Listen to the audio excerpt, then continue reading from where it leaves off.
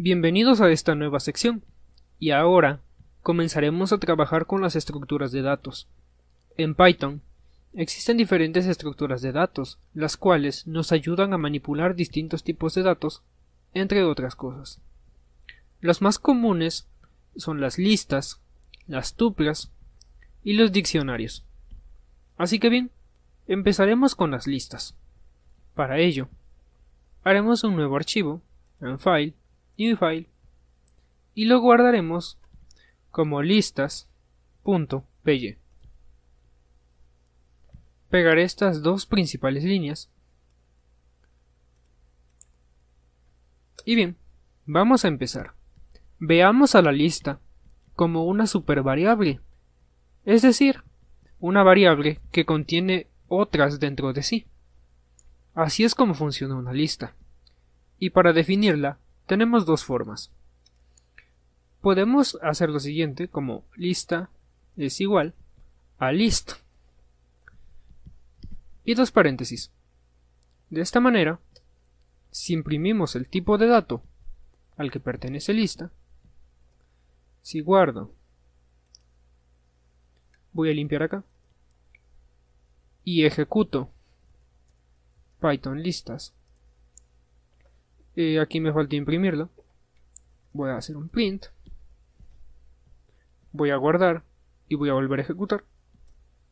Vemos que nos dice que es un tipo de dato list, un nuevo tipo de dato que hemos visto hasta ahora. Pero bien, ¿cómo añadimos elementos a él? Podemos añadir datos a esa lista de manera automática con un bucle como for o como while, o podemos definirle los datos nosotros mismos. Primero, nosotros le definiremos. Pero antes, vamos a ver otra forma de definir una lista. A una lista también la podemos definir de la siguiente forma, sin usar la función list y solamente poniendo esto. Dos corchetes. Si guardo y vuelvo a ejecutar, sigue siendo un tipo de dato list, y es porque con los corchetes igual estamos definiendo a esta variable como una lista. Ahora, para introducir datos a ella, podemos ir añadiéndolos, como por ejemplo 1, 2, 3, 4, 5, 6, 7, 8. Aquí he añadido números, sin embargo también le puedo añadir otro tipo de datos, como A, B, C. Esos fueron cadenas de texto, pero también, desde luego, le puedo añadir números flotantes, por ejemplo, como 2.1, 2.4, 2.0.2. Y también le puedo añadir valores booleanos, por ejemplo, true, fails, por ejemplo. Eso sí, cabe destacar que para añadir un valor dentro de una lista, estos valores deben de ir separados por comas. Si guardo, y ya no quiero imprimir el tipo de dato al que pertenece lista, sino imprimir lista. Así que voy a borrar esto, y solamente voy a dejar lista. Si ejecutamos, vemos lo siguiente. Es correcto. Vemos el contenido de la lista, pero no en el orden que quisiéramos. Entonces, si quisiéramos recorrer todos los valores de esta lista, podemos hacer uso de una de las sentencias que aprendimos anteriormente, y la cual es el bucle for. Entonces, borrar esto de aquí. Y pondré lo siguiente. For L de lista in range, for L in lista. Y voy a imprimir print L. Si guardo y ejecuto, ahora he logrado recorrer todos los valores de esta lista y los he impreso en pantalla. Pero ¿cómo funciona este for? Fácil. Con for recorrimos todos los elementos de la lista y finalmente los imprimimos. Es como recorrer un rango específico, solamente que aquí estamos recorriendo valores dentro de esta lista, únicamente así. For L in lista o L en la lista. L pasa a ser un valor recorrido de dicha lista. Vamos a comentar esto.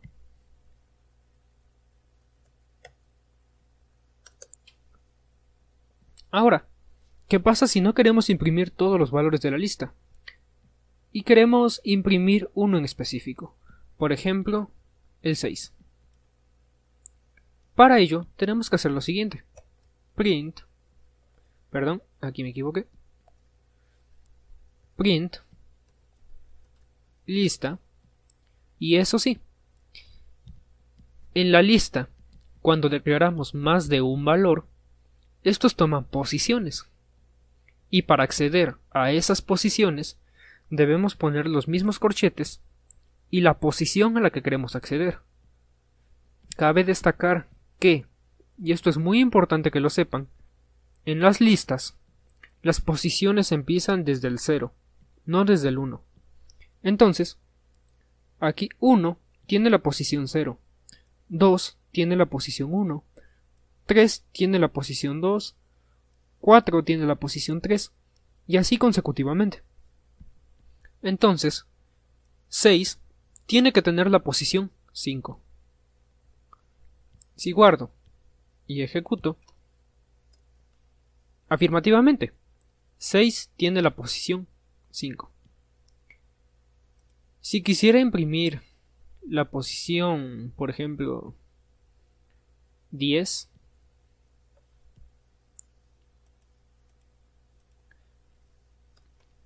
esto nos retornaría C, ya que esa es la posición que tiene en la lista.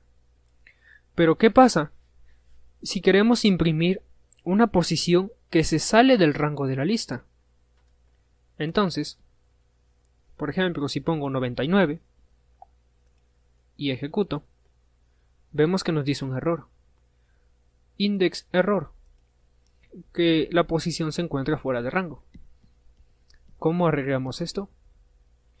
Pues si no sabemos cuántos valores contiene la lista y por ende no sabemos las posiciones, por aquí voy a limpiar esto. Y si quisiéramos acceder al último número de la lista, haremos lo siguiente.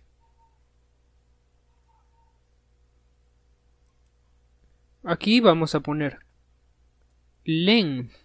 ¿Y para qué nos sirve len? Para poder obtener el rango de un elemento. En este caso, con len estamos obteniendo el número de elementos que contiene lista. Es decir, vamos a imprimir lista y el número de elementos totales, pero le vamos a quitar 1, menos 1. Con menos 1 estamos accediendo al último elemento de la lista. Si vuelvo a ejecutar, me devuelve false, y es porque ese es el último elemento. De esta manera estamos accediendo al último número de la lista. Y como les comenté, len también es una función que vamos a utilizar mucho más adelante.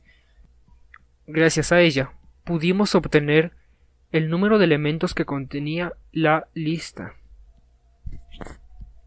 Ahora, ¿qué pasa si quisiéramos eliminar un elemento? Pues podemos hacer lo siguiente. Lista, punto, y vamos a acceder al método pop. Y paréntesis.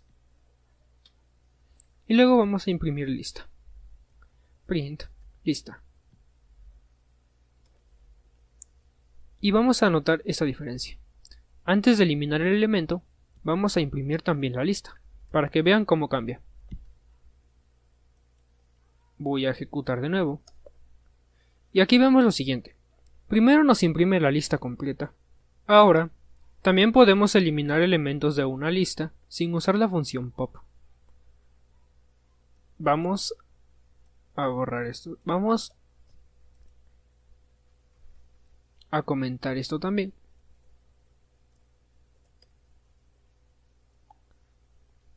Y también podemos usar del.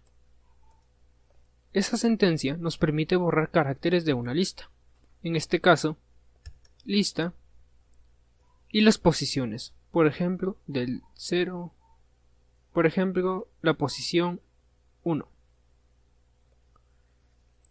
Y si imprimo lista,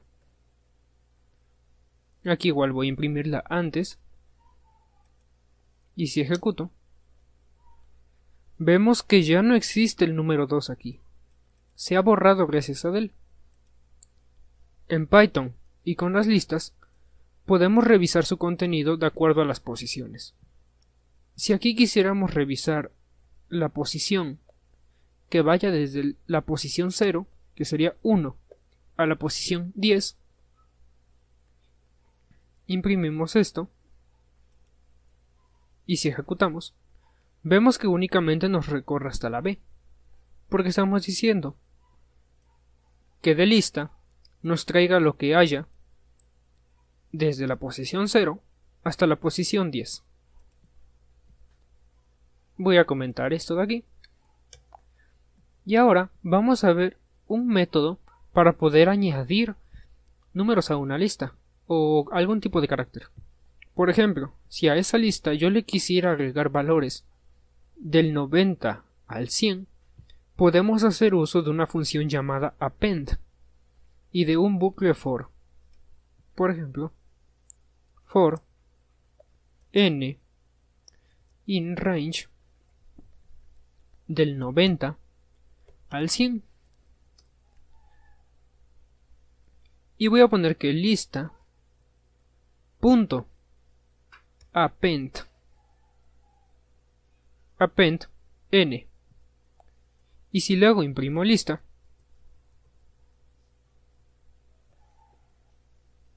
veo que ahora me ha añadido estos valores 90, 91 hasta el 99. Para eso nos funciona append, para poder añadir valores. Si aquí abajo a lista.append le añado un valor como z y vuelvo a imprimir,